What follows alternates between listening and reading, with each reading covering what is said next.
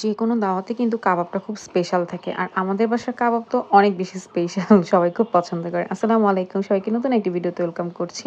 আমি কাবাব খুব মানে ঝটপটভাবে বানাই সবসময়ই।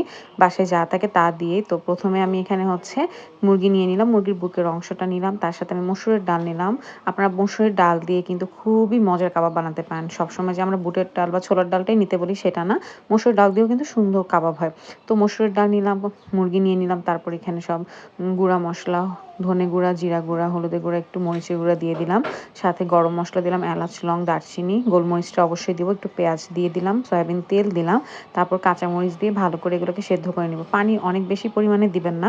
মানে পানিটা এমন হবে যেটা ডালটা ভালো মতো সেদ্ধ হয়ে শুকায়া যায়। অনেক বেশি পানি দিলে কিন্তু এটা ব্লেন্ড করলে ভালো লাগবে না খেতে, কেমন ভিজা, ভিজা থাকবে আরকি। তো মাংসটাকেও আমি একটু ব্লেন্ড করে নিছি। একদম বেশি মানে ব্লেন্ড করব না, যাতে একটু আঁশ থাকে আরকি, ওই টাইপ করে ব্লেন্ড করে নিব। আর ডালটাকে ব্লেন্ডও করা লাগবে না, ডালটাকে আপনি ভালো করে মাখালেই হবে।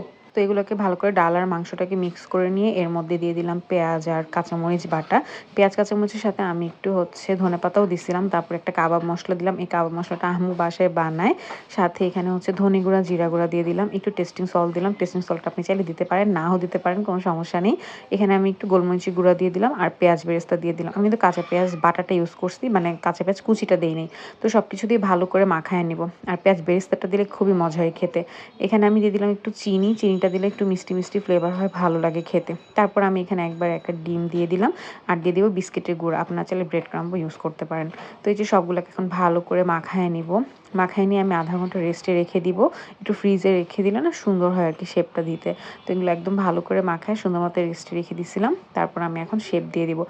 কাবাবের শেপটা আসলে গোল গোলই দেওয়া হয়। আপনি চাইলে একটু ছোট করে টিকিয়ার মতো করতে পারেন। আবার এরকম বড়, বড় যেটা আমরা কাবাব খাই ওরকমও করতে পারেন। আপনি এভাবে কাবাব গরু দিয়েও বানাতে পারেন, মাটন দিয়েও বানাতে পারেন। আবার চিকেন দিয়ে তো বানানো ভালোই লাগে। আমাদের বাসায় চিকেনের কাবাবটা বেশি চলে, কারণ চিকেনটা খেতে বেশি সবাই পছন্দ করি আরকি আমরা। আর ডাল আর মানে চিকেনের পরিমাণ হচ্ছে, আপনি চিকেনটা অবশ্যই বেশি নিবেন, ডালটা একটু কম নিবেন। তো এই যে আমার এখানে সবগুলো আমি এখন সুন্দর করে গোল করে শেপ করে নিচ্ছি। এগুলোকে এখন এভাবেই ট্রেতে করে ডিপে রাখবো। যখন এগুলো হচ্ছে জমে যাবে তখন এগুলোকে উঠিয়ে সুন্দর করে একটা বক্সে রেখে দিব। তাহলে আর উঠানোর সময় ভাঙবে না। আর যদি আপনি একসাথে এখনই সব বক্সে রেখে দেন তাহলে কিন্তু নামানোর সময় ভেঙে যাবে। তো এই যে কাবাবগুলো আমি এখানে ভেজে নিচ্ছিলাম।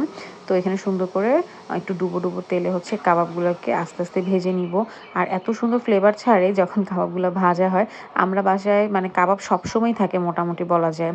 তো ভিডিওটি কেমন লাগলো অবশ্যই জানাবেন। এই যে আমার কাবাব ভাজা কমপ্লিট। আল্লাহ হাফেজ।